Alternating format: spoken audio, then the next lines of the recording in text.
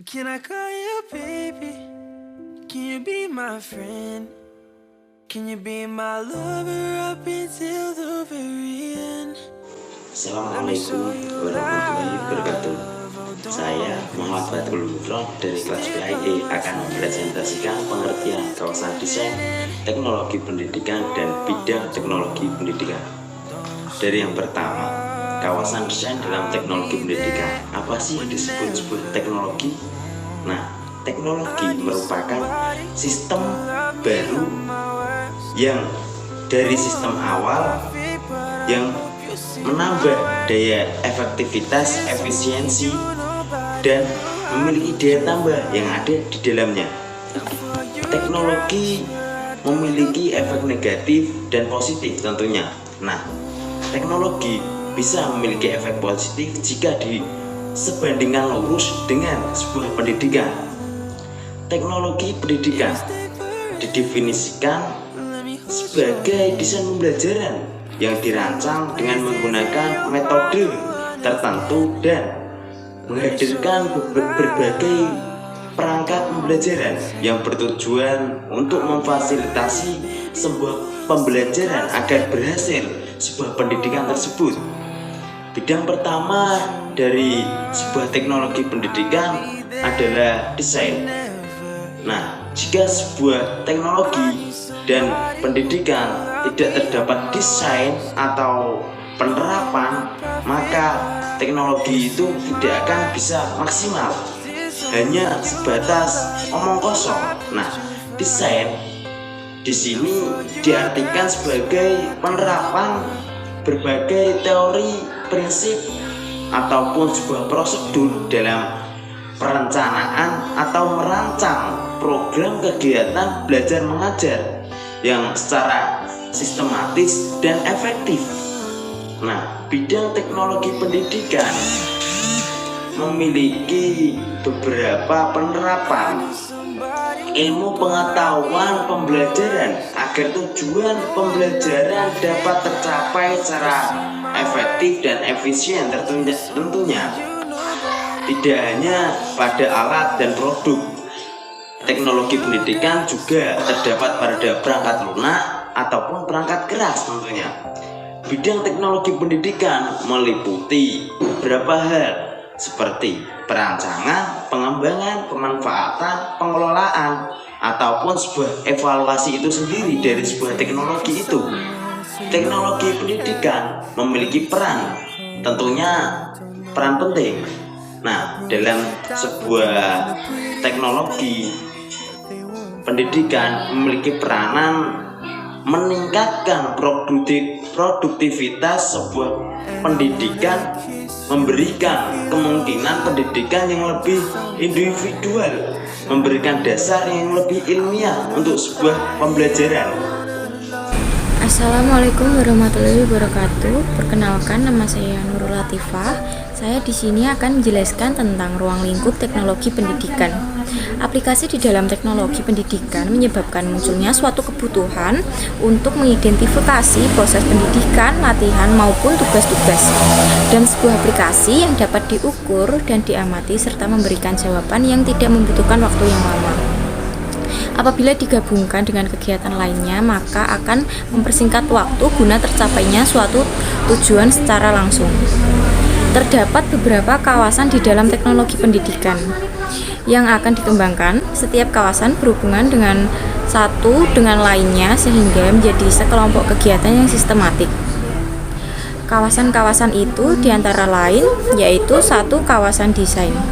Kawasan teknologi di dalam kegiatan belajar ialah suatu desain bentuk sketsa yang memuat pengorganisasian atau disebut juga desain dengan berbagai jenis teori. Kawasan pengembangan merupakan proses penerjemahan spesifikasi desain dalam beberapa bentuk fisik yang mencakup teknologi cetak, teknologi audiovisual, teknologi berbasis komputer, teknologi berbasis multimedia. Yang ketiga, ada kawasan pemanfaatan. Merupakan suatu kegiatan yang menggunakan metode instruksi dan menggunakan proses dan sumber untuk belajar. Yang keempat, kawasan pengelolaan. Merupakan Pengelolaan yang meliputi pengendalian teknologi pembelajaran melalui perencanaan, pengoordinasian, dan supervisi. Yang kelima, kawasan penilaian. Penilaian merupakan sebuah proses memadai atau tidaknya suatu pembelajaran yang mencakup analisa masalah, yakni mencakup cara menentukan sifat dan parameter masalah dengan menggunakan strategi, pengembalian sebuah keputusan, dan pengumpulan sebuah informasi yang sesuai. Pengukuran acuan, yakni meliputi teknik-teknik untuk menentukan kemampuan pembelajaran menguasai materi yang telah ditentukan sebelumnya. Penilaian yang informatif dilaksanakan pada waktu perbaikan atau perkembangan suatu program atau produk dan sebagainya.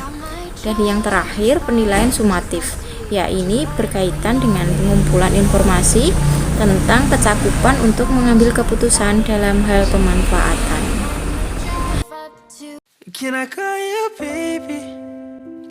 Assalamualaikum warahmatullahi wabarakatuh. Perkenalkan, nama saya Nabila Yusuf Tafiani. Saya dari kelas PIE. Di sini saya akan melanjutkan materi dari teman sekelompok saya, yaitu tentang desain sistem pembelajaran. Desain pembelajaran dapat disebut sebagai sistem peningkatan secara terstruktur serta terkhusus untuk pendidikan dengan memakai filosofi mengajar serta pembelajaran agar menjamin keunggulan serta nilai pembelajaran tersebut. Dalam sebuah desain sistem pembelajaran dibutuhkan beberapa hipotesis seperti ditetapkan pada ilmu pengetahuan dalam bagaimana orang tersebut menimba ilmu, ditunjukkan pada anak didik menurut individu serta bersama-sama. Hasilnya yaitu mencakup pengiring serta langsung. Sasaran terakhir adalah memudahkan belajar bagi peserta didik. Desain sistem pembelajaran mencekal seluruh faktor yang berpengaruh pada teknologi pendidikan dalam pembelajaran. Inti dari desain tersebut yaitu penentuan kompendium dan agenda manifestasi pendidikan. Model dari desain sistem pembelajaran yaitu model Dick and Carey, model Azure, model CAM, model Smith and Ragan, model 4D, dan model ADI. Untuk model yang pertama yaitu pola desain teknik edukasi Dick and Carey, ini diutarakan pada penggunaan pendekatan sistem saja terhadap beberapa elemen akar dari desain teknik ini yang melingkupi 1. Penyelidikan, 2. Desain, 3. Peningkatan, 4. Penerapan, dan 5. Penilaian. Untuk model yang kedua yaitu model desain Azure. Pada sistem mengajar ini jauh lebih menetap pada persiapan edukasi yang digunakan saat situasi pembelajaran yang ada di kelas. Untuk model yang ketiga yaitu model CAM. Dari sistem pendidikan yang satu kini akan jauh lebih berfokus pada pengembangan kurikulumnya saja. Model yang keempat yaitu model Smith and Ragan, memiliki tindakan serta tata cara pada teknik ini yang dititik beratkan terhadap taksiran tentang learning strategis. Model yang kelima yaitu model 4D, yaitu memiliki 4 tahap pengembangan. Tahap yang pertama yaitu mendefinisikan, 2. Merancang, 3. Mengembangkan, dan 4. Menyebarkan. Semua ini dapat diorientasikan menjadi teknik 4P, yaitu deskripsi, pembenahan, peningkatan, serta transmisi. Model yang keenam yaitu model ADI atau Analysis Design Development Implementation Evaluation, adalah sebuah desain sistem pembelajaran yang dibangun pada pertengahan tahun 1990-an. Model dari desain pembelajaran tersebut mempunyai susunan serta berbagai teori serta prinsip pengetahuan. Semua para pakar telah mengatur teknik tersebut menurut beberapa pilar-pilar edukasi seperti yang pertama, sosiologis, 2. Teori-teori psikologis, dan yang ketiga, analisis sistem. Untuk selanjutnya yaitu desain sistem pembelajaran yang berbasis web. Contohnya yaitu seperti e-learning. E-learning yaitu salah satu pemanfaatan teknologi yang dapat diterapkan di sekolah maupun di kampus. Sistem ini adalah sistem pembelajaran yang berbasis elektronik maupun web. Sistem pembelajaran ini merupakan sebuah inovasi dari perkembangan teknologi serta informasi yang ada di dunia pendidikan yang memiliki kontribusi yang cukup besar terhadap beberapa perubahan metode kegiatan belajar, mengajar, serta pembelajaran. Peserta didik juga dapat mempelajarinya di berbagai tempat sambil melakukan aktivitas lain, seperti bertanya, berdiskusi, serta berkomentar di sebuah forum untuk menyelesaikan problem yang ada di situ. Sistem pembelajaran seperti e-learning ini memiliki kontribusi yang cukup besar terhadap perubahan metode belajar, mengajar, serta pembelajaran. Cukup sekian presentasi dari kelompok kami, ada kurangnya saya mohon maaf beserta kelompok saya. Wassalamualaikum warahmatullahi wabarakatuh.